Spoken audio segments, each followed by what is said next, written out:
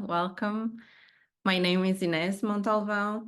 I am the program director for Artists with Evidence. We're an organization based in New York, in the US, but with an international scope. So we work with people and try to foster dialogue and collaborations with people all over the world, basically.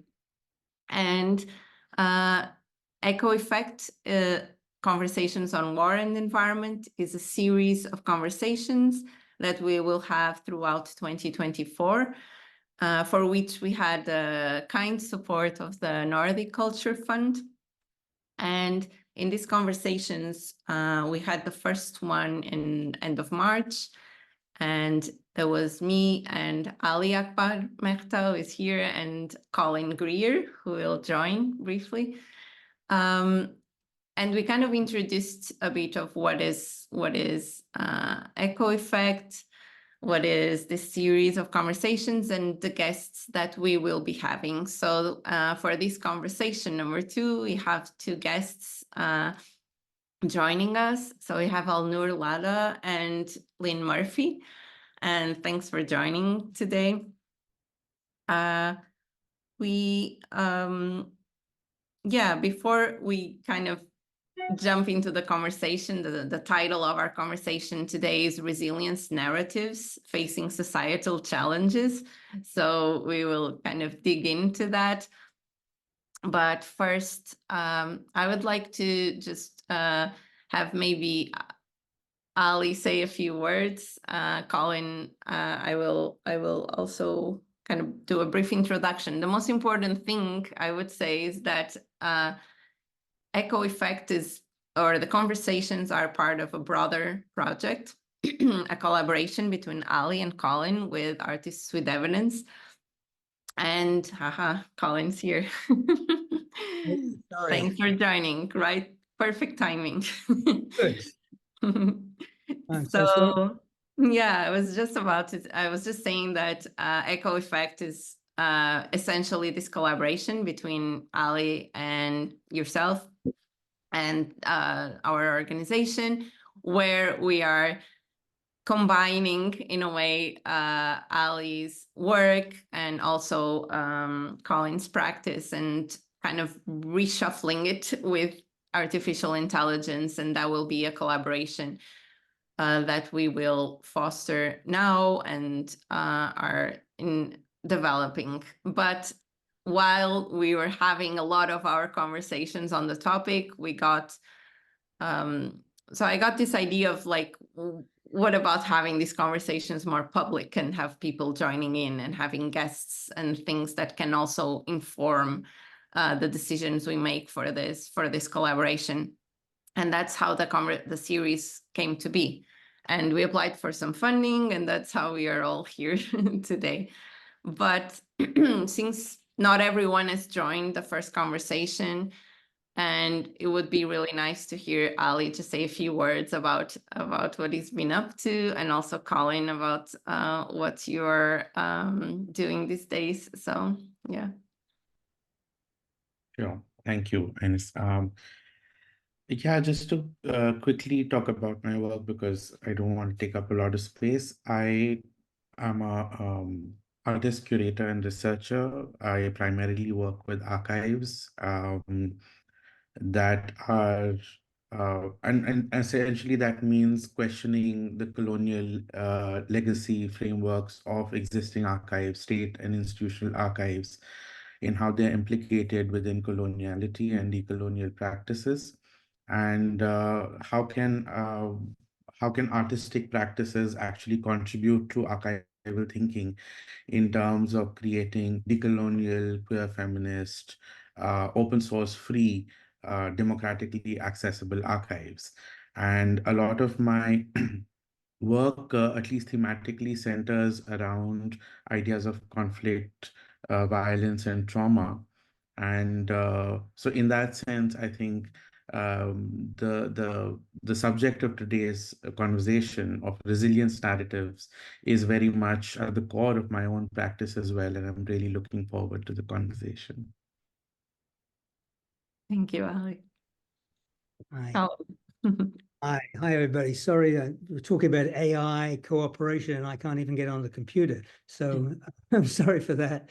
But anyway, yeah. So I work in, I guess, three domains. One is I direct this a progressive foundation working on community-based activism, and spend much of my time now trying to figure out what might be leverage points against a right-wing zeitgeist that seems to be taking over the world, and looking for places for a deep swallow where I can actually cough up the worst and find myself back in hope. And the search for hope leads me to poetry.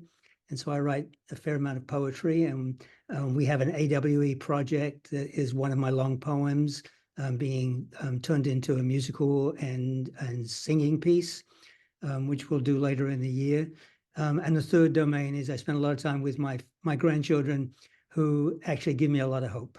I actually have learned over and over again, some of you have heard me say this, but that they're evidence over and over again to me that love can be transmitted across generations just as much as trauma can, and that we have to invest in that. Yeah. Thank you so much for your kind introductions. Yeah, and I don't want to also leave Lynn and Alnoor kind of hanging, so I would kind of jump into discussing like why we are all here today. And as Ali was saying, the idea of resilience narratives is it's such a powerful thing, and it's like what can help us hopefully to face these challenges that we're having nowadays, and bring still that hope, like Colin was saying. So Alnoor Ladha and Lynn Murphy, they are co-founders of the Transition Resource Circle. And you're also co-authors of a book called Post-Capitalist Philanthropy, Healing Wealth in the Time of Collapse. And this is, so Mathilde, who is with us, she will put links to TRC and also to the book on the chat. So you're welcome to check those later. But I'm really interested in hearing from you, like how does your work with the Transition Resource Circle and your work also with this book intersect with this theme that we're talking about today of resilience narratives and facing these challenges. So.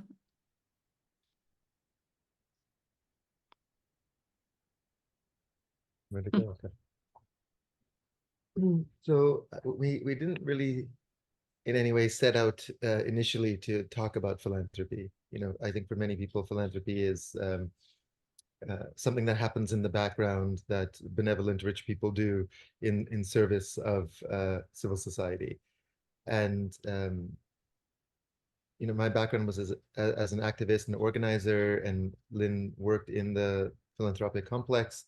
And as we were doing our work in the world, we kept on hitting the edges of the remit and the mandate of philanthropy, which you soon find out is all encompassing in many ways and tentacular, and not only an externality of neoliberalism in the sense that a few people have amassed so much wealth, they're now deciding the agenda for civil society, many social movements, obviously not volunteer organizations, but any organizations that require funding. And it's also an extension of neoliberalism. It's a way power elites not only benefit financially through tax breaks and other things, but influence the agenda at a very high level. And so kind of all roads led back to this. And so we just use philanthropy as a bridgehead, if you will, into the broader illness of the culture. And in terms of how it's related to narrative, you know, it's all enmeshed, right? We're in this moment right now, and I'm sure we'll get into the various threads of this, where money, capital is mediating every aspect of our lives, where you grow up, what you do for a living, who your neighbors are, what their socioeconomic background is, if you have rest and holiday time, if you don't, what access you have. And it's an invention. And that invention is a cultural construct. And even the notion of compound interest is just a man-made construct, right? And so if you have capital, you get exponential capital, and if you have debt, you have exponential debt. And it's a very recent system. The fiat system is only 500 years old, and it coincided directly with the guns, germs, and steel thesis, right? And this notion that as Western Europeans refined their warfare and their seafaring technology, and the invention of colonialism and the invention of fiat currency and the propagation of Christian empire, these four forces all happened at the same time. So, we used to have many ways to acquire goods and services: hunting, bartering, fishing, trading, gifting. And now there's one, which is debt-based capital. And so looking under the hood of philanthropy is a way to look under the hood of this kind of 500-year snowball effect of abstraction, of mediation through capital, and the cannibalism of Western culture.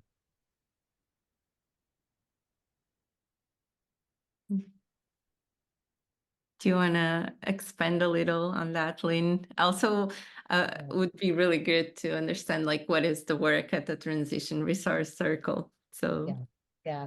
So Alnoor kind of gave the background condition, a little bit the inquiry of why it is that we engage in this. And we started the Transition Resource Circle. At first, it was just almost a call and response, just a gathering to come in, sitting with the inquiry of how do we transition out of systems dominated in extraction, exploitation, and find our ways to transition towards systems that are life affirming.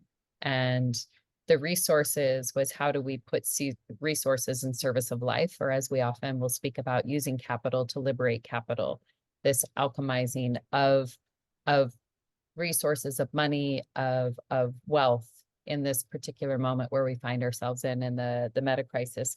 And Circle was acknowledging that the logics and the ways that we have approached this are not going to be the ones that get us there. So we need Circle ways, we need other ways of being and knowing that guide us.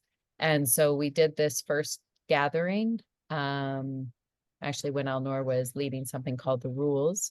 And the entanglement with Colin was there from the get-go, from the beginning, and listening for what might we do.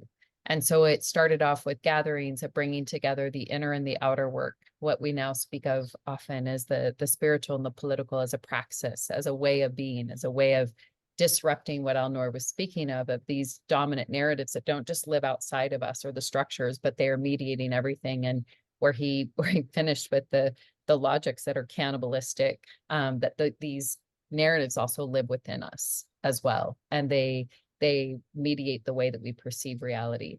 So the work of Transition Resource Circle started off as gatherings with a set of allies who wanted to understand this moment that we're in, not just as an understanding, as an intellectual exercise, but how does that influence philanthropic, the NGO industrial complex culture?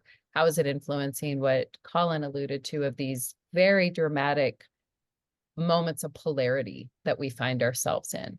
And what might we do together? One of the groups that came to one of the gatherings said, we understand that this is the world's collective endowment, the resources being amassed in the hands of a few through unjust means. So if we take seriously, or as a provocation, that this is the world's collective endowment, what might post-capitalist philanthropy look like? So that sent Alnoor and I out in an inquiry that led to what is this book, which is essentially articulating what we see as the dominant logic, late stage capitalism or neoliberalism, what we speak about as being a call for justice and just transitions, plus a shift of ontologies. And with ontologies, what we mean by that is the very way that we perceive and construct reality itself. And that we're really locked in hundreds of years or thousands of years, we could say, of forces that brings us into hyper-rationality, separation, materialism, what we often talk about as the Occidental mind. And that we need the shift of ontologies that's corresponding the shift of justice itself. So if we stay locked in the narratives and the logics of the culture that we know right now, we're going to be continuing within the same logics. So this is the work that we do. It is both gathering, some of it's writing, sometimes it's accompanying different, whether it be foundations or movements or others that we're all trying to find our ways for resistance and, to use the language of this, the resilient narratives. And other times it's advising. It takes different expressions, but we didn't start off with the strategy of this is how we're trying to influence or impact. It starts with an offering and a listening for call and response. So we ourselves are continually in practice of these other ways of being and knowing, and also speaking, in this case, I'll say honestly, into the philanthropic space where so much wealth is being amassed and there's so much secrecy and a whole bunch of dynamics that need some exposure. Thank you. Yeah, I want to like bring this topics into the discussion of war and environment. And also you were saying about like all this strategy, and maybe a lot of them are also like coping strategies almost. So we have like the action and the ways that we can enact change, but also there's a lot of, I would say, a lot of coping strategies for dealing with, let's say, over-militarization and the climate crisis. And so how does that affect the work that you do, and how does it reflect on those strategies that you try to find?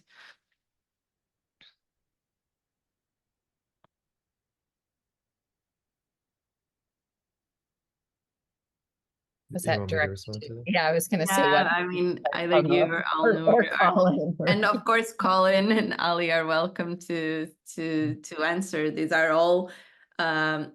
are all concerns of everyone here in a way, and we all deal with it in potentially different but also similar ways. So this kind of this coping strategies, I think it's kind of transversal to the work of all the people here at different levels. So, but please go ahead, Lynn, if you want to.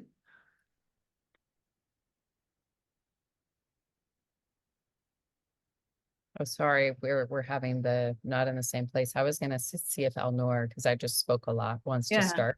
And Yeah. I was going to see if Colin wanted to. That's to actually speak have Colin start. as our elder, and I know he's got a point of view on this. Yeah, I do, as you know, and I'm sure Ali does too. Yeah, so let me just pick up this philanthropy and civic sphere framework. The contest in in civil space is right now a clash of movements, and it's a clash of orders of belonging. The right-wing zeitgeist is a belonging based on exclusion, and what I call the goodwill, not yet zeitgeist, but resistance, is a bonding call to inclusion, and exclusion is the default position of amassed wealth. It's the ultimate legitimacy claim. Once wealth has gone through its cycle of absolute accumulation, the need to claim legitimacy by having a relationship with a public and then finding that too expensive and actually then becoming greedy again. That cycle is one we're seeing work through And in this second degree moment, we have what I called before malignant bonding, that we're calling on people to bond with each other based on their trauma and based on their memory of loss shaping their understanding of history. So we have, as Alnoor said, a deep narrative that we're in contest with. And that narrative is based on what I call the scarcity mind, a mind that is in fact separated from reality of scarcity, but imposes scarcity on whatever experience people have and whatever needs they might have. So desire and loss become the leverage on identity. And so some examples, the racialization of white identity in the West has been the resort, the default position of the military and finance forces of the world to basically enslave people in an identity of exclusion. The fear of being replaced is in fact a projection of the need to replace in order to feel whole. We have lost what was an emerging space for inclusion and an understanding of wholeness being large and inclusive. Philanthropy plays a very unfortunate role in that. It takes a good idea, which is that diversified resources, free to experiment with meaning and action, are a healthy contribution to civic society. However, the way in which philanthropy is distributed, owned by wealth and wealthy families, controlled by a tax code that relieves people of the responsibility to have public purpose in their finances, and a public purpose definition in philanthropy, which is only about the whimsy of the philanthropist. So we have in the world at this point over 90% of charitable or goodwill work, from activism to service, funded by philanthropy. And the means by which that money is made available is an education in non-democratic behavior. So that philanthropy now is a vehicle for teaching non-democratic response to world problems.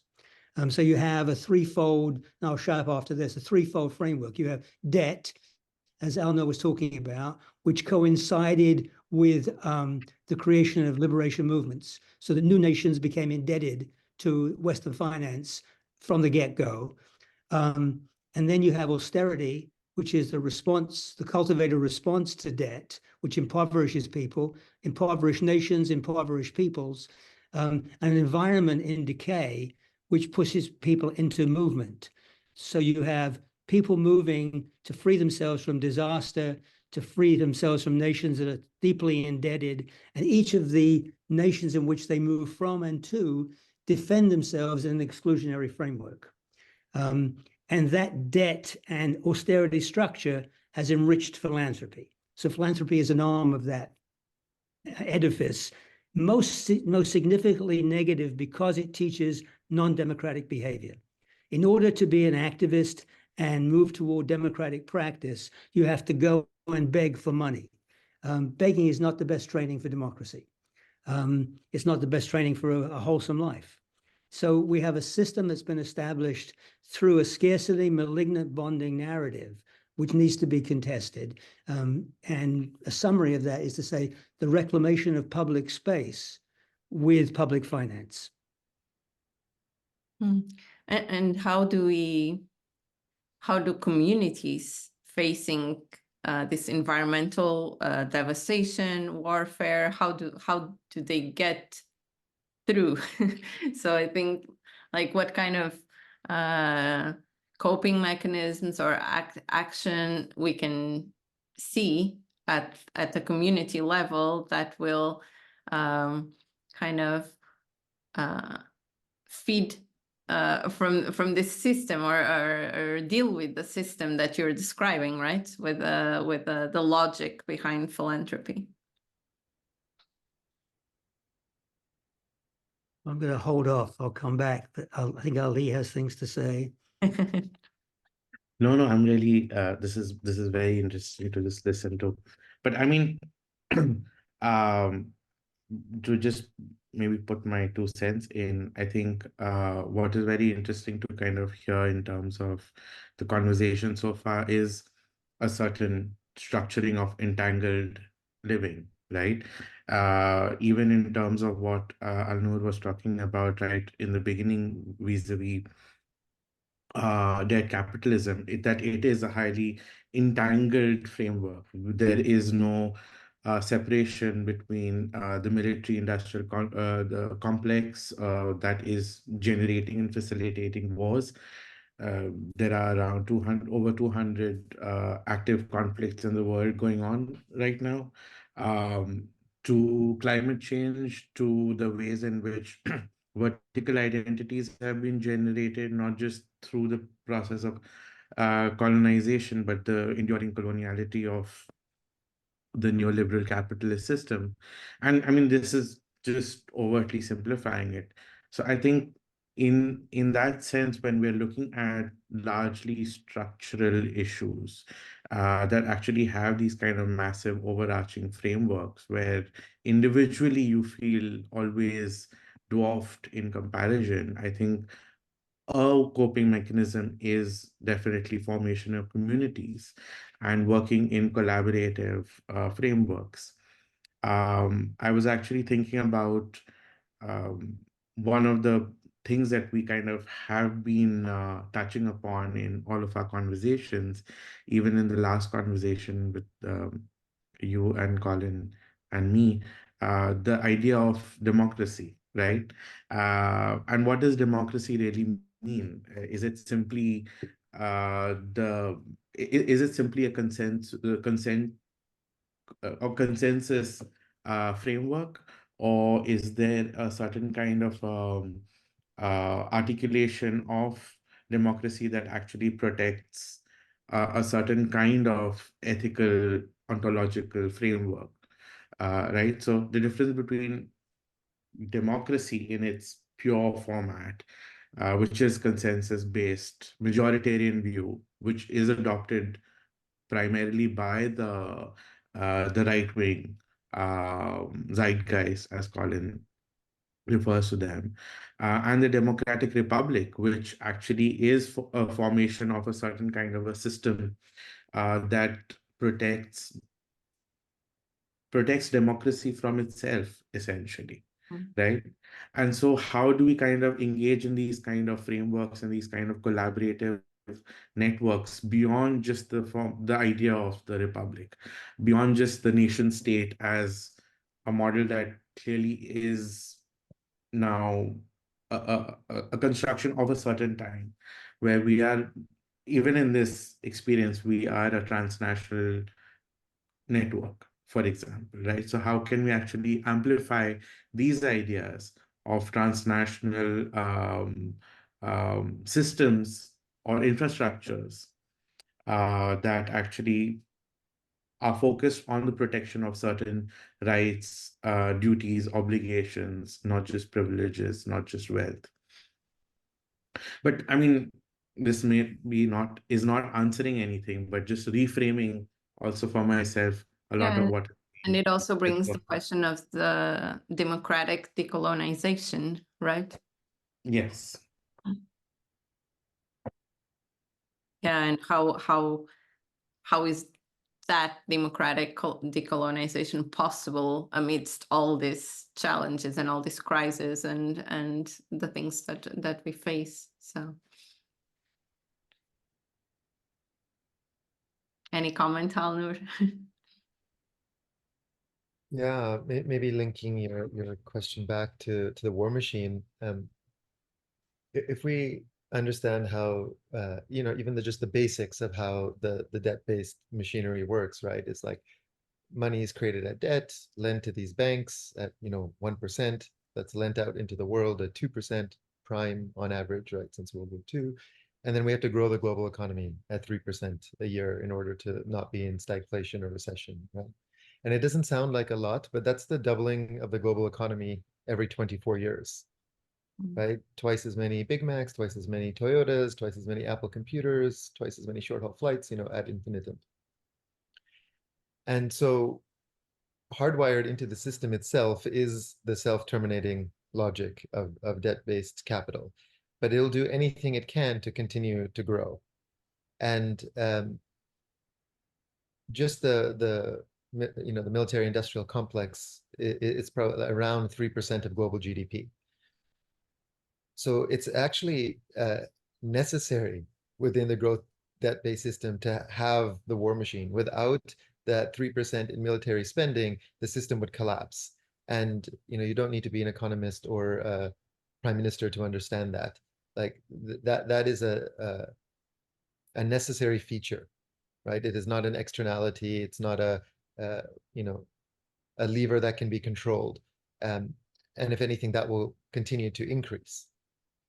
And then, of course, connected to that is as the ecological collapse deepens, and we're going to have mass migration, especially from the global south and the places most affected by it.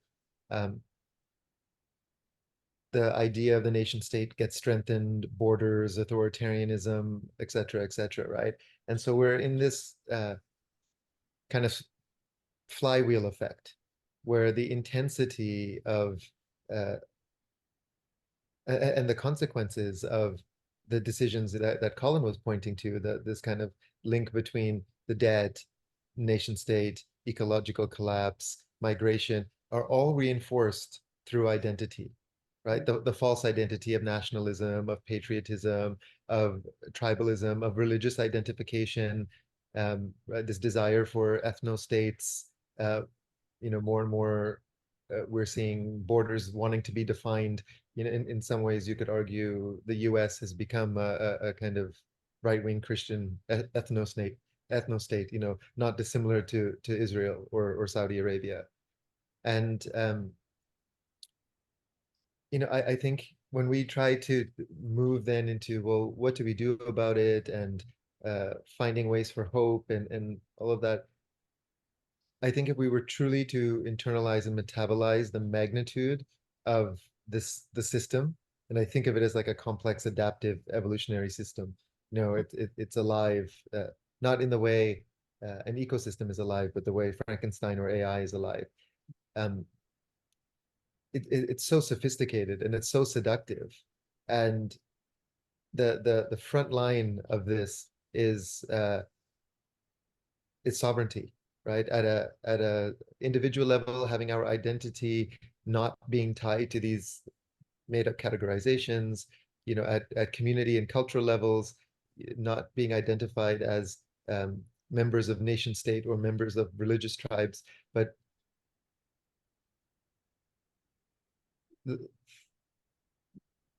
finding sort of more rhizomatic mycelial relational lines and weaves and wefts that are linked to something higher than simply our small s self identity that we collapse on, right? And a lot of what we're seeing with identity politics is essentially that.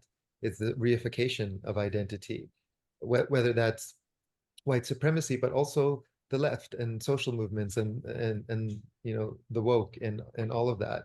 And so in some ways we have to kind of tap into our atrophied and exiled capacities, as opposed to looking for some problem solution binary way to get out of this mess.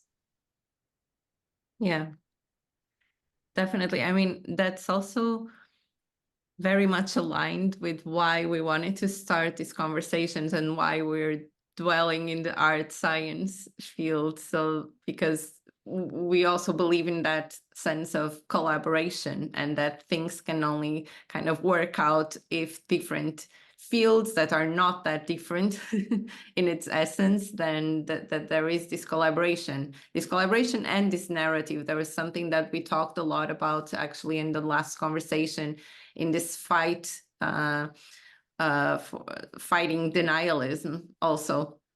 And I think that denialism is going to be always like very tied to this, also to this notion of identity, right? Then once there is that notion of identity, then you need to reject also all other opinions, ways of living, you know, religion, everything. So I'm kind of interested in how you all see then the power of narrative and of storytelling in fighting this kind of dark forces. No?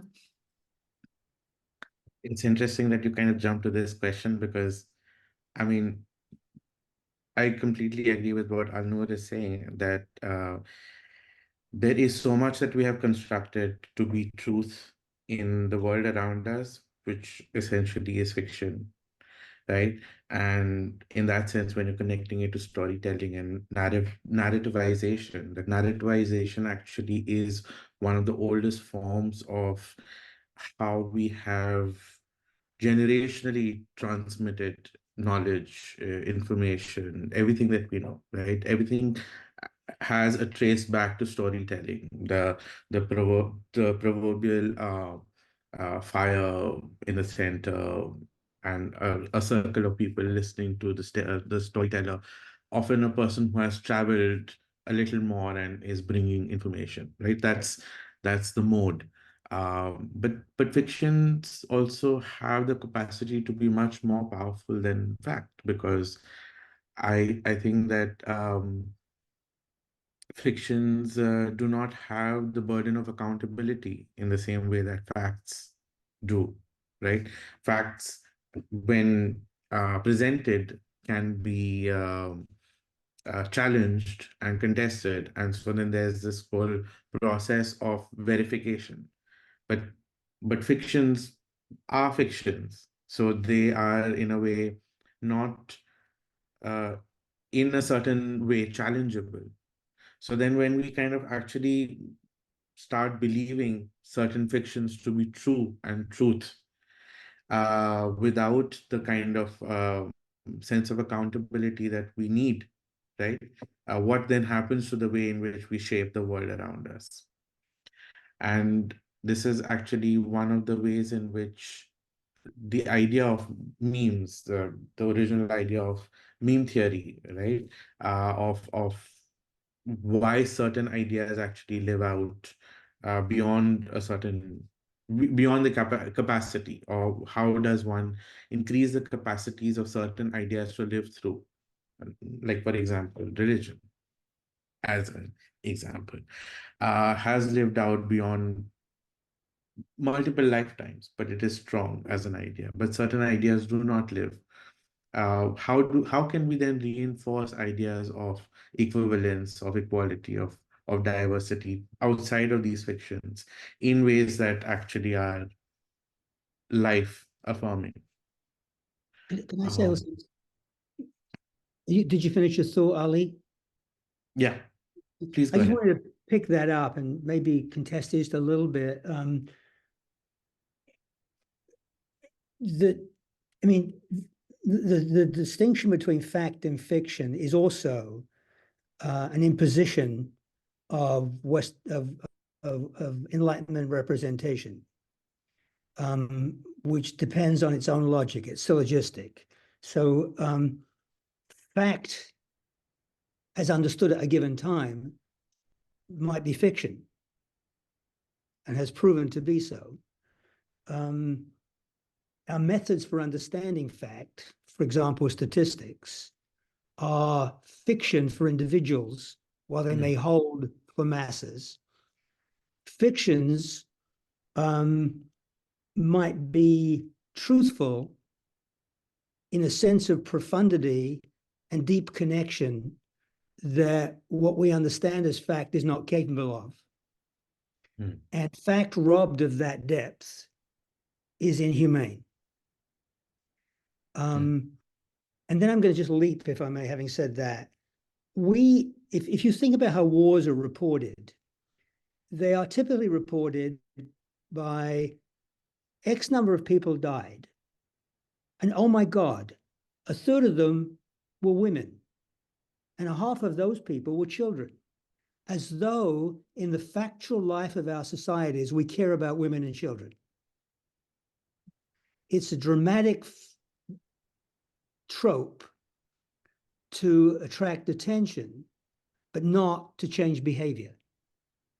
So it's interesting that the whole notion of just wars, which is for me a complete, opposition of terms. It's beyond tautology.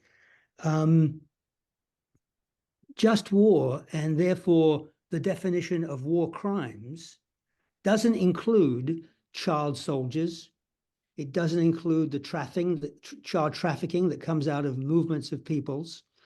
It doesn't include rape as a weapon of war. We have a system of justice around war that simply creates headlines for reporting, but doesn't actually diagnose justice in relation to defense, which is what it's intended to do. Defense can be defending anything that one has, whether one has it justly or not. So we have a framework of both narrative design and philosophical roots that cut us off from direct human experience. And one of the things about the arts, and this is where I was going to go just now, shut up again. One of the things about the arts is that it brings what we have to say to each other back to individual experience. Any form of art is individually created or cooperatively created, and it's individually understood by the reader, the viewer, the listener. So it's a place to go back to human interaction at a very deep and profound level, uncontested by, as you say, the evidence-based argument. The evidence is in the feeling structure that one brings to it and the ability to talk about it with others. That's the form of evidence. It's a method of evidence that has to do with the epistemology of community. And that we need to relish and grow, not being yet to be able to promise that it's going to change this large system. But we have to contest the system with our humanity and find those places where it's cut off and reclaim it.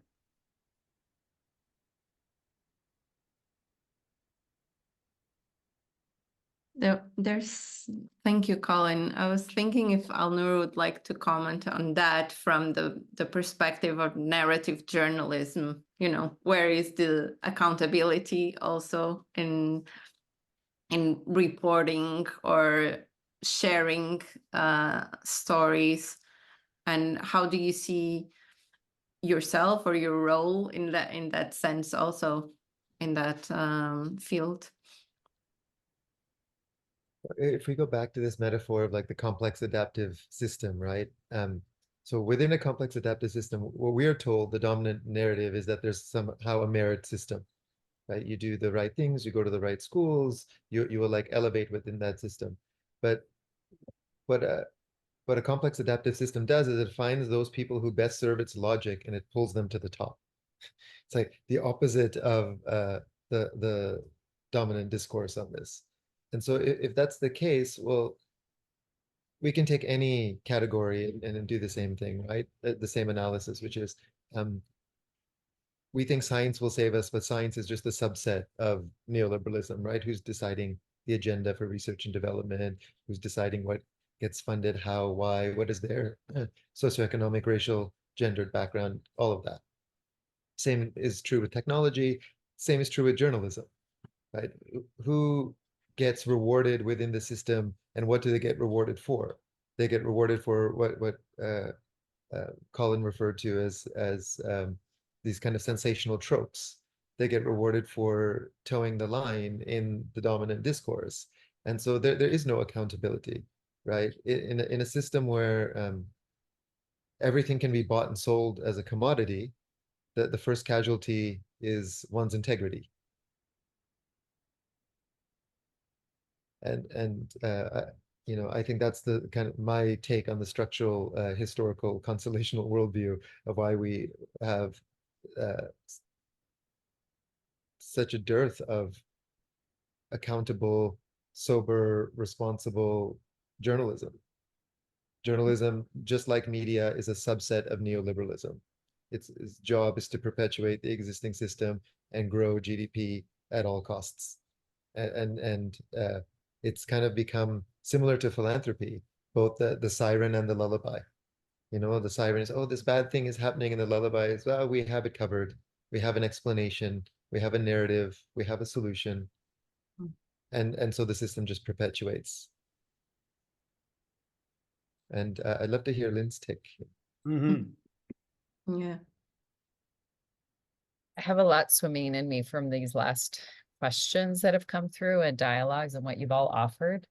And what I've been reflecting on is the technology of mind, based off of kind of invoking various epistemologies, whether it's where we find ourselves in, I would say the narratives or the memetics, but we think of as like discourse, and philanthropy as masters of this. Change language as a protection for having to change anything else in a way, and or funding information changes, assuming that will change something. And where I've been sitting with is the technology of mind that, if we go back hundreds of years, that came in with the breakdown of the commons, the breakdown of more animistic worldviews or cosmologies, that came through the introduction of the printing press, that came into through the quote unquote Renaissance, I would argue is kind of the age of disembodiment, hyper disembodiment, and perhaps what Colin was speaking of more malignant trauma bonding rather than actual like connection with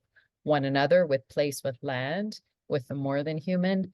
And then what we've been on, if I could say it this way, steroids on over the last couple decades, is the acceleration of the project of schooling, the massifying of schooling. And when you were asking about community resilience, I was sitting, or community and how I'd coping strategies, there was something I was sitting with, like, what is it about the framing of that kind of doesn't feel like a artistic compositional impulse or something? And I was reflecting on the work of Paulo Freire, who worked on pedagogy of the oppressed. And I often will speak about this, perhaps it's because we're sitting here in Central America, but the inspiration of how do we develop not just critical thinking, but metacognition about the moment that we're in. And in this case, it was working on that technology of mind through literacy campaigns of movements, but doing community organizing. And what would the corresponding be, whether it's the metaphorical fire, and really truly not just exotifying or honoring in some place that, like, my ethnicity broke from tradition of an oral tradition, for example, except you would get it in the church actually, but not in other spaces. But what would it be that would be this, like, working on metacognition in a way, and the literacy that we need in this moment, in these times?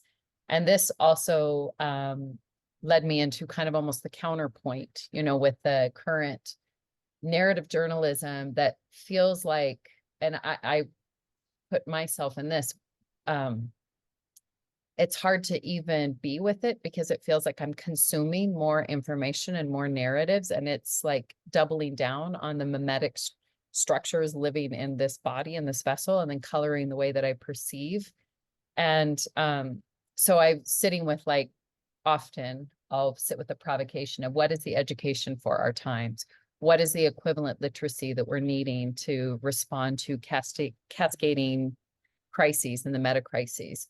And then with your question around communities, where I was reflecting on is whether it be small scale or larger scales, like the Rojavas or the Zapatistas, or a dear community that we know in Colombia that has been actively stepping out and in resistance with the war culture there for a very long time. Their beginning points, they have a very astute structural understanding. And there's a lot of work in living solidarity. It's not an idea out here, it's a lived practice on a daily basis. And from that lived practice of solidarity, of mutuality, of cooperation over competition, they find their ways into governance structures that, in the case of Rojava, is based much more in ecological or feminist principles. There was just, I think, since we're talking about war, we can speak to the incredible amount of war that's been going on there over the past months and taking out the infrastructure with the hypothesis that the people would leave if they had no more energy and no more hospitals and all of this, but they didn't. They're still there in Rojava. And so that speaks to something much deeper about the lived experience, and not in the neoliberal way of I am a separate, isolated individual trying to survive, perhaps myself or in my nuclear family.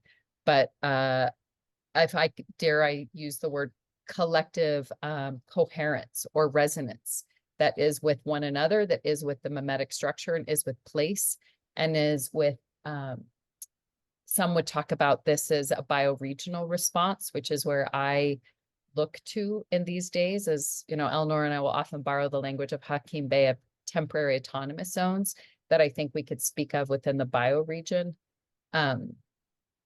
And there's more I could say about when we invoke post-capitalism, what we're actually trying to invoke on a narrative structure. But I feel like I've been going all over the place with various thoughts and reflections. So perhaps we can move to that. But maybe the last piece to say is we do work with our sister project, Culture Hack Labs, that does a lot of work in the narrative space. And, you know, Alnoor and I often, as we talk about this work, will say that it's striking, this cliche we've all heard for a long time, that it's easier for us to imagine the end of the world than the end of capitalism. So why is that? What is going on here? And so we need to change the cultural narratives. And yet narrative change, absent change of praxis, kind of, it stays almost out here and hollow. But if you have praxis change without narratives, it's really ineffective. And this is where, as Colin was speaking about art, I was feeling like what I feel about like what that inspiration comes through. And we'll often talk about life force or recultivation of life force in a time where there's something else that brings us into that way that we can be with that lived praxis. So that's a lot of different directions you can take that, but just some reflections off of my brilliant brothers out the meta crisis and the structures and where we find ourselves. There's just, this may be a tangent, but if I may, you made me think of Paulo Freire. And as you know, when I was with him, the first thing about him is that he was teaching people to read by asking them to describe their lives and then encoding what they said, and that's what they learned to read. So he was promoting a level of consciousness that helped organizational capacity. But when I was with him up in Massachusetts, we were at a meeting and he came into a small workshop room. And you've heard this story before, Lynn, I think. He sat down, everybody sat down. And then he said to somebody, go close the door.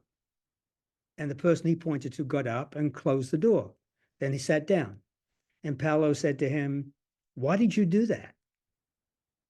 And the guy said, because you told me to. And he said, who am I to tell you to do that? Where's my authority? Why did you do that? And that became his teaching.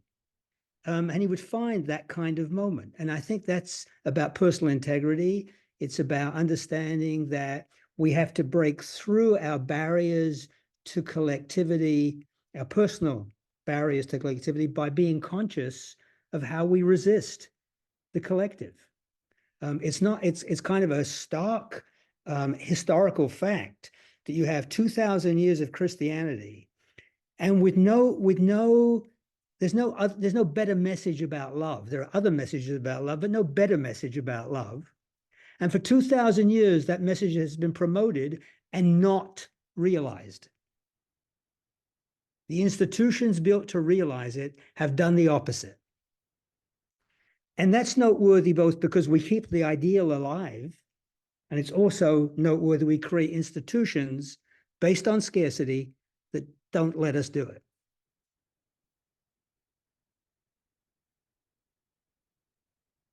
Thank you, Colin. I would like to grab one of the thoughts that Lynn shared about forced migration due to war, climate crisis, or whatever other reason it might be, and how, because I think Ali was already touching that point.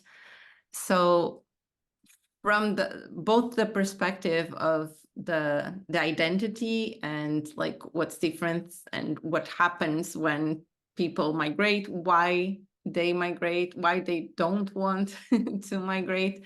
So kind of how do we entangle this with these narratives of resilience then? So how can we, what are then, this ethical humanitarian implications of displacement, and it kind of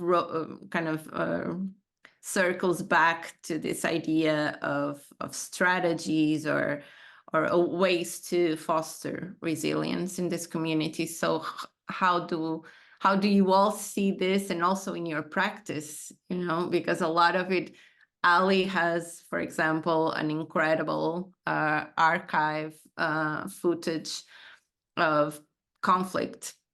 And I'm sure displacement and migrations are also very present in relation to conflict and violence. One thing that you might not know about his work, and which was one of the reasons why I was so struck by his work and wanted to have Ali and Colin collaborating, was because in this archive, it's not just a collection of violence and conflict, it's also a collection of peace. And you can only understand one with the other so that you have kind of a reference point.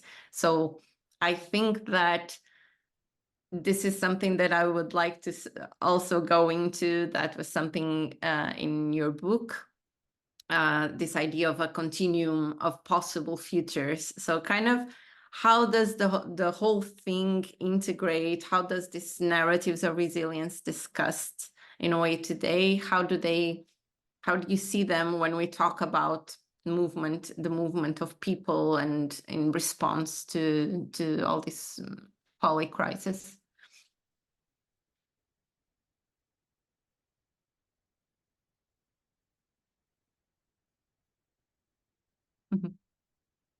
I'm Just sure a you question all for have. Ali.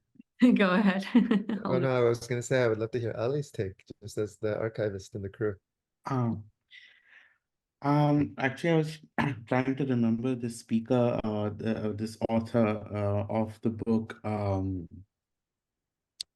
can't even remember the book, but who she talked about this idea of identity not as not simply as political or social, but as a combination of two, in a sense that at certain points of time, a social identity becomes political in nature, and whereas you cannot maybe physically shed uh, certain markers of identity, you can politically shed them. And I'm sure I'm kind of misquoting her terribly, but the idea of also somebody like Walter Benjamin in artist or the author as producer talks about how he can only write for people of his own socio-political class, right? He cannot write for people who are in that vertical identity below him, because that would be a certain kind of preaching or certain kind of patronizing. And to write for people above his political class, of course, that is the aim, but often is ineffective.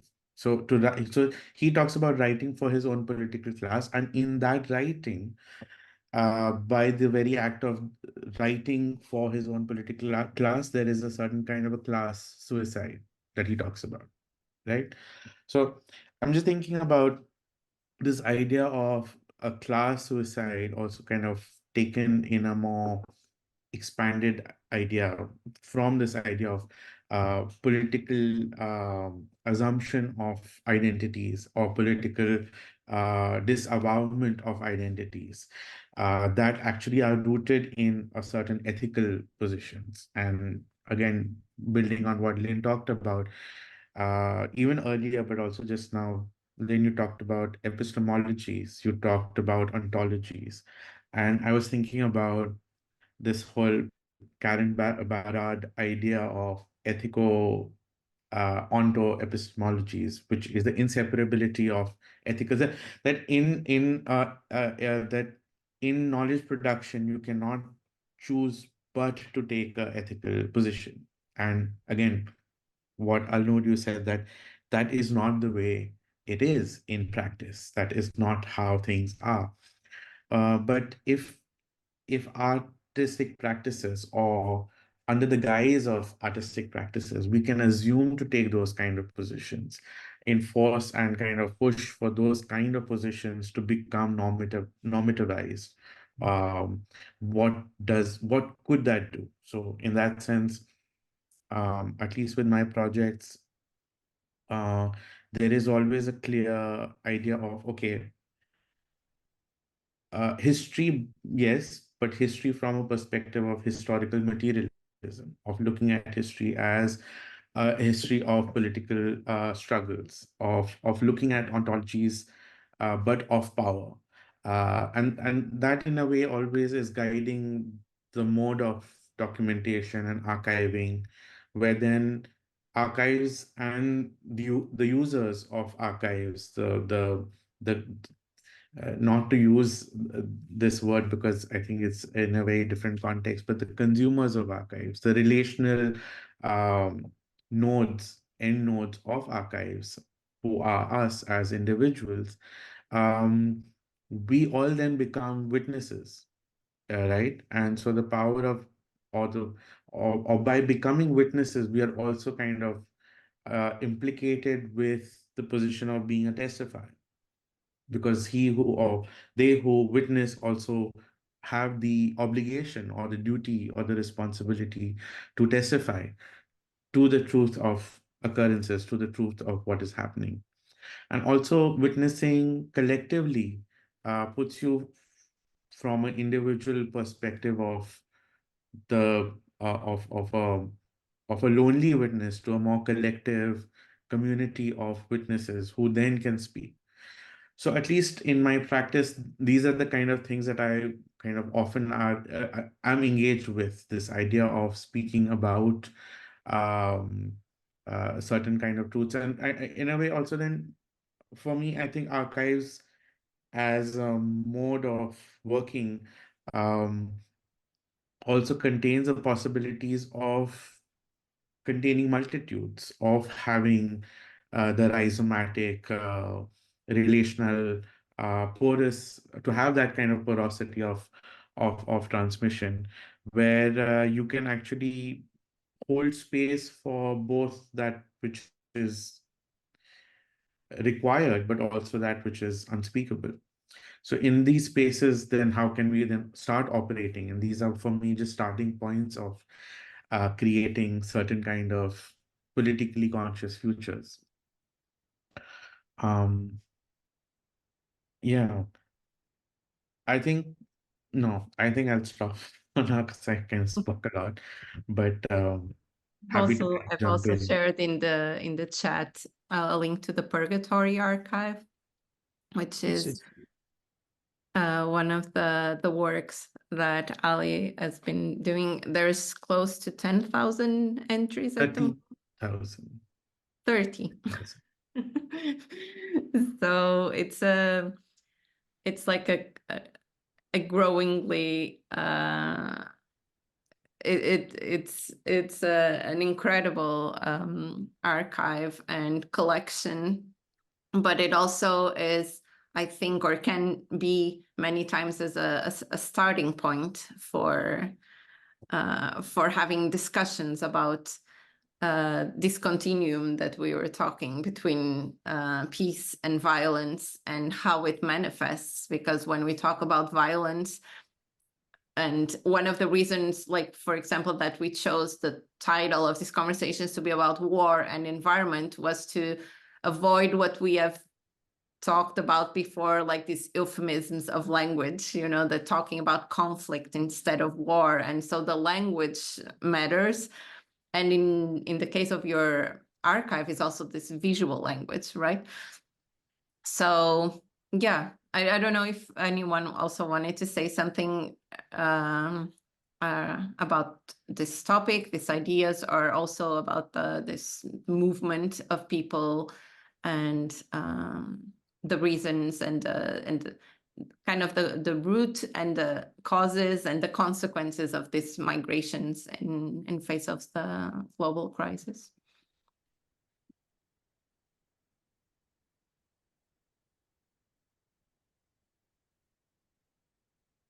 Yeah, I was thinking, listening to Ali this then, about just two thoughts. One is that we are, in a way, what I think and this may be wrong, Ali, but I think a way of summarizing it might be saying that we're straining for people to speak truth, not to power, but to people. Mm.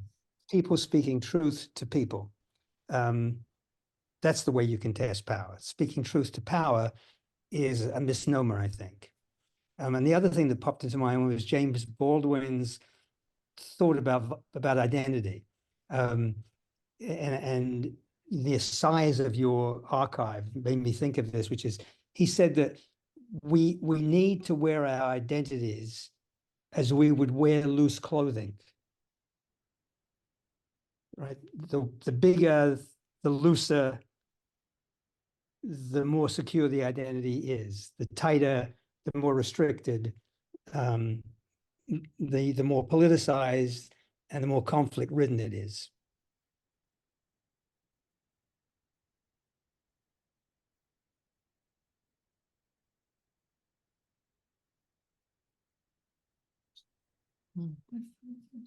Colin's comment had this piece about invoking Baldwin's notion of identity, had me reflecting on what you were speaking to of the war and the environment, the crises, the migrations.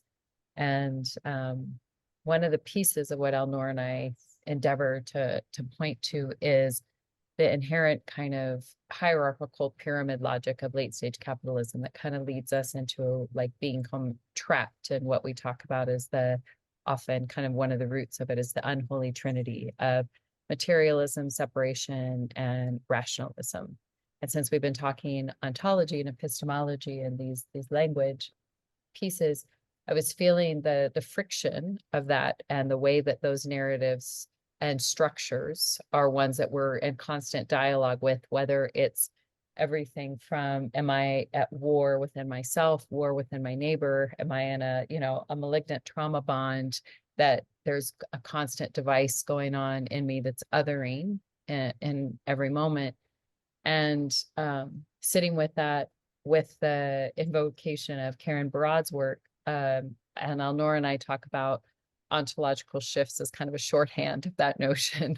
Also nodding to David Bollier's work that is recognizing that there's a notion of the commonings. We might even talk about the notion of queerings, and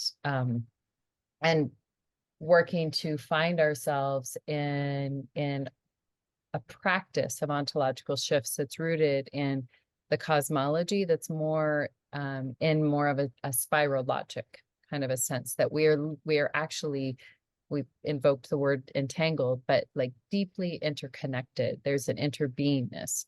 So there's the war that is mediating perhaps daily existence, and there's the wars that are going on from the inside that are also in a call and response with how I'm showing up, not just how I as a white woman who comes from a working class, very conservative Christian family, how do I see war and how then shall I respond? Who am I othering? Which wars matter or not? And which groups might I even know about that are in migration or not? How might that be about how I understand what I grew up in a, as I said, in a rural working class, what these days gets like pejoratively called a fundamentalist family.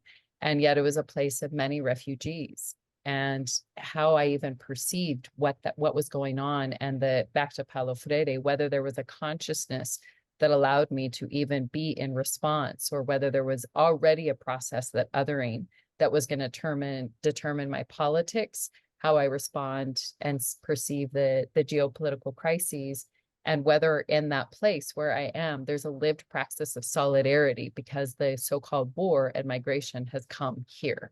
So this is one way that I see that we are with, if I could say it this way, these cosmological rubs, like the trappings of where we are in late stage capitalism, and opening up to other ways of being and knowing and being with the trouble, to invoke this word again, and how we're practicing I can never get the phrase out of my mouth. My dyslexia prevents me, the ethico onto epistemological shifts as not just as an esoteric exercise, but how I'm responding in each moment. So that's on one level that I see this work.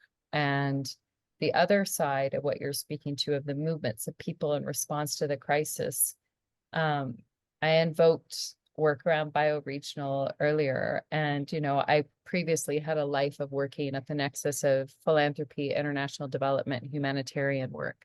So I saw the worst of the responses across different places of sub-Saharan Africa and different parts of the world, where people are in refugee camps on average upwards of 20 years.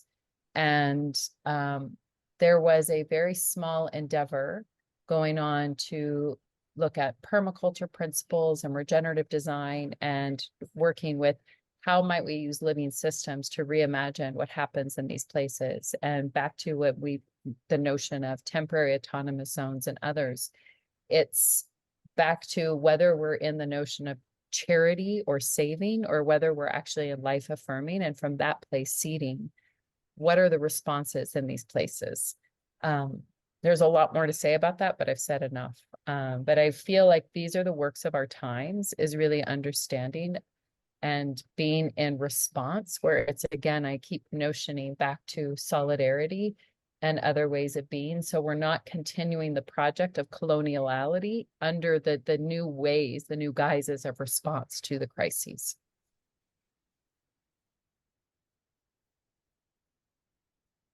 I had to unmute myself. Yeah, I thank you, Lynn, for your view, and also, of course, your experience in these matters. I think that it would be maybe interesting also to elaborate on this spiral logic. I think it was something present in your book too, like at least in the website about your book. So I'd like to kind of oscillate a bit between the spiral logic and this what you call the continuum of possible futures. We've been trying to, of course, they can be heavy topics in a way. So we've been trying to also keep this note of hope and possibility. And I think bringing up this notion of solidarity is also tightly connected with this topics. But yeah, I think how by navigating this continuum of possible futures can we foster resilience and embrace transformation in face of these societal and complex challenges. Alnoor, do you want to speak a little to spiral logics and maybe kind of this invocation of coordinates if possible? I can, yeah, and maybe I'll just do a little weaving on things that others have said first, and that might be a way in. When Ali was talking about Benjamin, Walter Benjamin, I was thinking of, the notion of like the dialectical image, which he talks about in the Arcades project, where of course he was deeply informed by Marxism and historical materialism, but he said, like, we should also understand history through the lens of images and fragments and everyday objects, rather than just the historical narratives. And I think part of the work of our times is also to weave in relationality as a kind of another way of knowing and being. I often think of the antidote logic to rationalism is relationality. David Abram in The Spell of the Sensuous, and I'm paraphrasing him a bit, says something like, there is no objective truth with a capital T.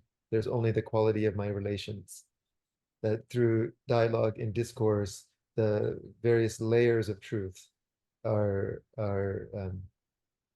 excavated, right? There is no final destination for knowledge or epistemology. And then I was thinking of Foucault and his notion of like the archive as like the system of discursivity, right? That it's not like all history. It's this. It's basically determining the limits of reality, right? It's establishing the possibilities of what can be said and what can't be said, and relationality like pushes the bounds of that. Whereas rationalism is a form of circular logic. It's a form of saying, here is the container, right? The axiomatic logic of premise, conclusion that we have to live within. And so that's part of this kind of notion of spiral logic, is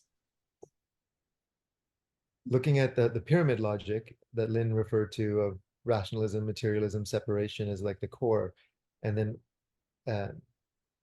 flipping that and thinking of the center of the spiral as our kind of the decisions we have to make as citizens of our time on these major questions of ontology, epistemology, ethics, knowing that they're all entangled. And so, an antidote logic to separation, for example, could be interbeing or interbecoming. We are who we are through others and the collective co-liberation of all beings. The antidote logic to materialism could be animism, right? Understanding that the world is a living bioorganism, right? Even Earth system science is catching up with this. And also prejudicing other ways of knowing and being, that science is the not the ceiling of understanding, but a floor of understanding, right? We're constantly updating our understanding. 250 years ago, we thought the Earth was 7,000 years old, and 100 years ago, we thought it was 1 billion years old, and now we understand it to be 4.4 billion years old, etc. So spiral logic is about this discursive process, starting with cosmology, understanding identity through the lens of relationality, that there is no individual me that ends at my dermatological layer, right? That is part of the illusion of separation, that we are congress of beings, that we're made of bacteria and our ancestors and the mimetic real estate that we've been conditioned and trained and socialized within. And then spiraling out to the even the mycelial webs of relations that we call sectors, or what we think of as art. So if you start with that onto shift at the center, at the cosmology, then our understanding of how we weave into these broader relational webs also shifts. And it also shifts how we see the superstructures, right? Instead of the kind of pyramid of neoliberal logic, to see them as mycelial. And we can start rethinking what the political economy could be. The aim is not just to grow some abstract made up thing called GDP or capital, but it is to be in service to the living world, which is part of the fractal embedded nature of reality, that we're living within a Gaian whole and a Gaian entelechy. And she has her own will and her own desires, and is a self-regulating metabolism that we are a part of. And so this is part of the shift in spiral logic that we talk about in the book. And I don't know, Lynn, if you want to say more about spiral logic. Mm. Thank you. That was great anyway. Maybe just to pick up this piece of the continuum of possibilities, and I didn't say possible futures, partly because Alnoor and I within this shift are trying to disrupt the linear narratives around time that modernity is like trotting on into some sort of a future direction, or there's a lot in I'll say it, the new agey kind of regenerative movement of old culture, new culture, and it's continuing a certain product or relationship process of coloniality than setting up these as binaries rather than more in the spiral interconnected way. And so what we have offered in some ways is part of what I was speaking about before when I said that narratives without praxis can be hollow, but like if we do the praxis without the changing of narratives, it's ineffective. So one of the pieces that in the spiral logic, if we take not sectors as, static and separate, but we're really trying to push ourselves into an ontology and a way of living and being in this dynamic, queering quantum world, is we were looking at not just philanthropy, but the NGO process or others as kind of a biome rooted in place. And in that, we offered what we call the 5-element mandala, is one subjective offering of the coordinates of what's possible. And rather than kind of speak about the mandala, I'll just speak to a couple pieces of this piece of finding ourselves back into right relationship with each other in the more than human worlds is what we often talk about as restoration. And that is coupled with the ever ongoing, this word I keep invoking, of solidarity. And why I keep speaking to that is perhaps because I'm offering this through, in this lifetime, being born in a white body, in a lineage that I can't assume or assert solidarity. There's an ever ongoing practice that we might call deschooling or decolonizing that allows living in right relations and kinship to emerge and come forth when I'm in right relation with others. And so we talk about solidarity with Indigenous peoples, with social movements, with those who are responding to the war and the environment and in the resistance movements. And then we speak to the need for other narratives, for new ancient emerging cultures that are life affirming. And then what we often talk about of post-capitalist infrastructure that we see kind of rooted in place in Earth, that is bioregional, food, water, health, education, cultural sovereignty, and that this moves around what we talk about as the recultivation of life force. So it's not a denying at all of the deep trauma where we're in, but it's working with that trauma in a way not to be better citizens to the house of modernity, but it's like working with this to find our way back in right relationship with the Gaian entelechy, with life force itself. So there's a lot more about that, but for us, this is the language that we'll often use of this justice or just transitions towards life affirming systems, plus the ever ongoing onto shifting. And so it's not that we have the way, we have coordinates of possible as an offering that in many ways we're saying we don't know how we're moving to life affirming systems. We're caught in the middle. We're caught in very strong headwinds from rising authoritarian, corporatocracy, all the things we know. And it's not just old culture, new culture. There's this middle space that we're in the rub of. And a deep invocation for each of us to listen. So then how shall I be and what shall I do and with whom? Yeah. Thank you, Lynn. I would like to, so in the other conversation we had, the previous one, we put out a couple of polls for the people that are listening to us.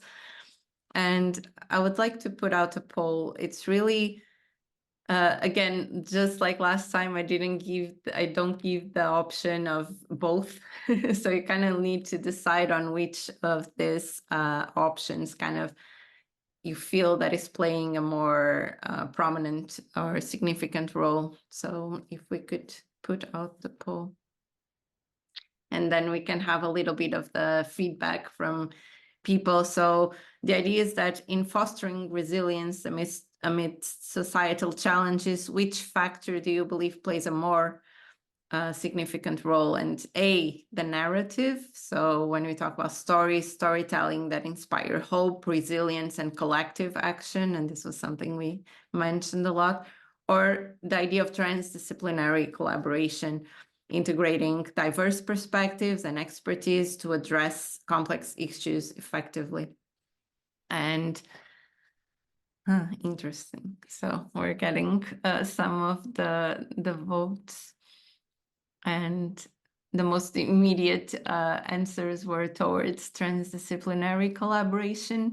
I know a lot of times it's easier to choose both, but we want to try to understand like how, yeah, like what people feel like it's taking maybe a more prominent role, or, and of course, like for us at Artists with Evidence and with fostering dialogue within these collaborations and in art science, the narrative also plays a hugely strong role, because we can't just rely on evidence, on facts, on statistics, like we discussed so much already.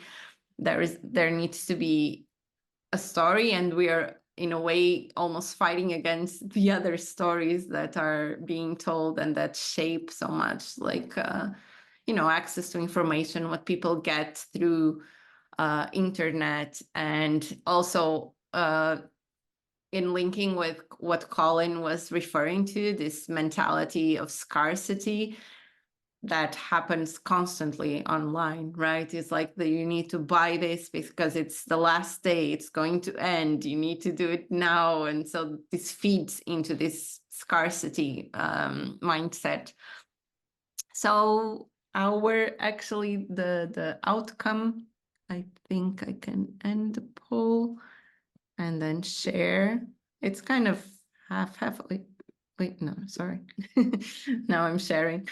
It's kind of half, but the narrative in a way got a bit more votes than the collaboration. But it probably also shows that there is a very similar weight to both.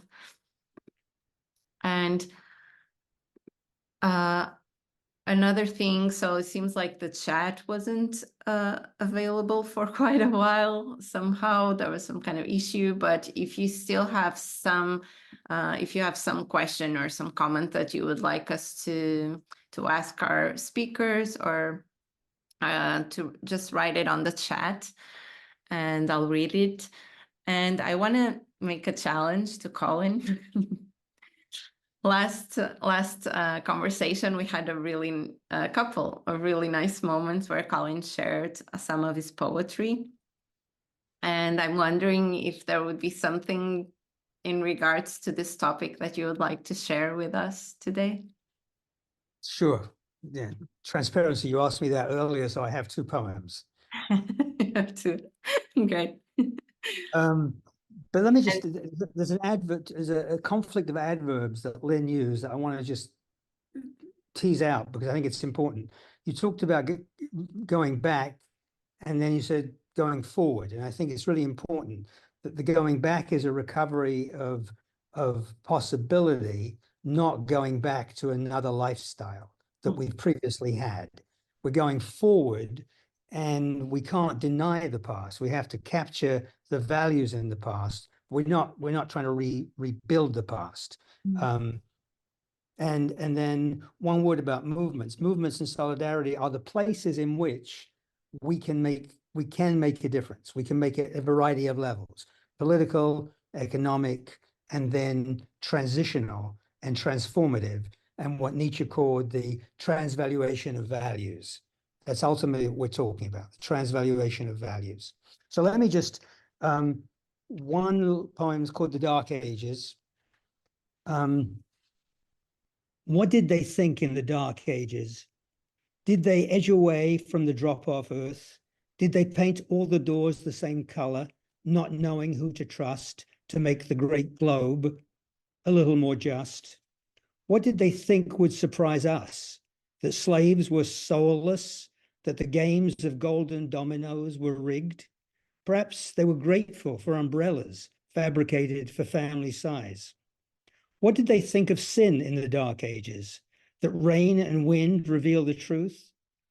She was guilty if her skirts shrank up to her hips, that one lip on the horizon to escape the rhapsody of blah was heresy? And where were the banjo players in the Dark Ages? Perhaps they painted their doors the same color, cracking up under the rubble. We must look foolish to them now. And then this last one is called hopingness. Hopingness. I keep my hopingness trained like a pet parrot to repeat the words of my visitors so I can continue the conversation, hear what I hadn't, say what I didn't, learn what I ought. My hopingness has become restive in her cage where she lives, talking to herself in our private language no visitor has heard, which I repeat over and over like a parrot, not finding the words that would hurt less stick, less bone. Rest the words, 3 times a day at least, to wander letter by letter in silence, into silence, toward forms that have not been born before, with a hip hip hooray for the fallen limb with the head of T-Rex that bows to the future and flies. Thank you, Colin. You're welcome. Yes. Yeah, it's been it's worth saying also that the Echo Effect collaboration would then combine the archive footage that we shared also about Colin's work with a poem from Colin, and the poem that kind of started this idea was the poem When the Smoke Clears, which is also the poem in which is the performance that is being produced at AWE is being developed at the moment. It's an epic poem and the topic is very much aligned with the idea of war and environment, but it's also very hopeful. It's a poem that also speaks about like being almost underground and then rising, right? And that's what hope is, in a way, about rebuilding and kind of being, in a way, almost reborn. I don't see at the moment any questions in the chat. There's still some time if you want to draw up like a comment or any question specifically for our guests or in general. I'm very happy that we had this conversation and that we could hear from Alnoor and Lynn on these topics. I think there will be several of these topics that will be more or less recurrent in a way. So because there is so much of this topic of war and environment that brings us to these matters of identity, of people, and how we respond to situations when we're facing them. We will also have very unusual perspectives, I would say. So, for example, our next conversation will bring up a topic that maybe it's not your most expected topic when you think about war and environment, but we have a really interesting lineup of guests. We will have a break in June, July, August, and then we'll come back in September, October, November. But our next conversation will be in the end of May, and we'll be sharing about that quite soon. Any thoughts, insights from any of you regarding the topic, or even the importance of, narratives of resilience and collaboration?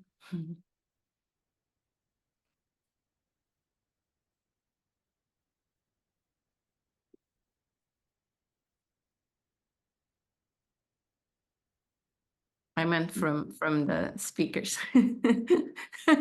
Sorry, now I see all your faces. Yeah, just any final insights on this.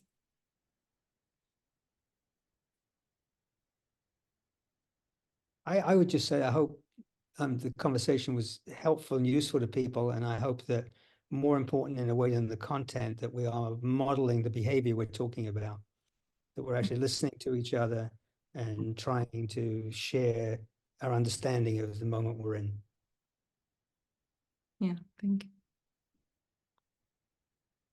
Yes, and I would like to also extend my thanks to Alnoor and Lynn for being here and having this conversation. I've learned a lot. It's great to have a little bit of insight into your practices, and I hope we continue these conversations beyond the platform as well. And also thank you, Ines, for initiating it, and of course, Colin. You're always a pleasure to speak to, Great and pleasure. also to thank everybody who's been part of this conversation and listening. Yeah, it's been great.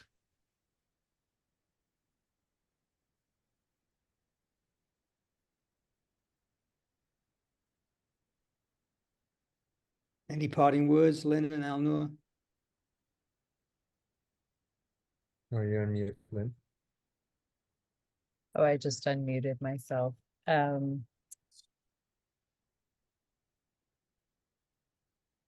It keeps coming to, I mean, just a deep gratitude for being here. It's a deep honor to walk with these inquiries into these unknown spaces, with Colin, with Alnoor, now with new comrades and allies meeting here in this praxis. I really appreciate Colin's invocation of not just what we spoke, the content, but the way of our being here. I think about how do we be ever more contextually sensitive, and I just what came when you were asking of all of those peoples who today are dealing with the sense of conflict or war or displacement or whatever, and what Alnor and I often talk about of post-capitalist values of may we deepen our practices of cooperation, of nonviolence, of solidarity, of compassion, of perceiving the interbeingness in whatever ways that comes to us, in whatever wisdom traditions and whatever ongoing praxis and whatever creation of art or listening to the more than human or the human world that allows us to find our way in these troubled times. And maybe in that, I'll just leave with an invocation of the way that we kind of end the book, is that the way that we see it is that we're in a collective moment of a very deep surrender and a letting go of our ways of being, the addiction to certainty, comfort, consumption, et cetera, in this moment. And that if we can find the inner and outer ways to be with that, what that impulse and energy and way of being with surrender, perhaps we can embrace this threshold that we find ourselves on, a collective moment of initiation as a species, and finding our way back into right relationship with life force. And in that way, perhaps we can walk each other into this unknown way where we are not, I'll go back to what Colin was speaking, bonded through trauma, but bonded through a whole other way of listening to each other in the more than human realm. So yeah, deep gratitude. Thank you. We appreciate you too. Thank you, Lynn. When I saw the poll, the first thing that came to me was this notion that somehow, like, we've started to believe that narratives are these socially engineered things, right? In the world of like Frank Luntz and Republican propaganda and post-truth and all of that. And that narratives are formed through deep culture and through webs of relationality. And the notion of like transdisciplinary discursive processes need to feed the narratives, right? It's not one comes before the other. And part of that transdisciplinary notion is around social movements and what are the desires and the demands of the world's majority and marginalized peoples and people in the front line in the lived experience of late stage capitalism and all of its consequences. And then it got me thinking around the notion of liberation ontology. So we talked about Paulo Freire and of course his discursive influence on liberation theology, but what is the liberation ontologies of our times? And I really sit with that question and then thinking about the James Baldwin quote, and I looked it up just to, and maybe it's worth reading the whole quote. It comes from Price of the Ticket. He says, identity would seem to be the garment with which one covers the nakedness of the self, in which case it is best that the garment be loose, a little like the robes of the desert, through which one's nakedness can always be felt and sometimes discerned. This trust in one's nakedness is all that gives one the power to change one's robes. And identity and narrative in this way are so connected. The notion if our identity is linked to the invention of a nation state, and in false patriotism or false nationalism or false tribalism, and even the invention of religion, right? There's no such thing as Islamic blood or Jewish blood or Christian blood, right? Just like there's no such thing as socialist blood or communist blood or capitalist blood. Evolution is a long process, right? Human evolution is embedded in the 4.4 billion years of the earth. One day a desert myth did not exist. The next day it did. That did not change blood, right? All these DNA tests, these are markers of geography. And so when someone says, I'm 99% Ashkenazi, it just means their ancestors spent the majority of their time in Eastern Europe. It's not that your blood determines your identity. And I honor the traditions and cultures and practices that my ancestors held, and their particular practice of Islam as a product of their context and their consciousness.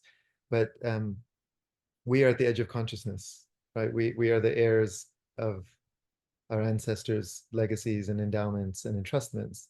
And so it is up to us to rewrite identity and narrative in a way that is contextually useful and contextually relevant for a world in crisis. Like, they didn't know about the Anthropocene. They didn't know that our comforts were underwritten and subsidized by the destruction of the living world and the majority world, the so-called geopolitical South.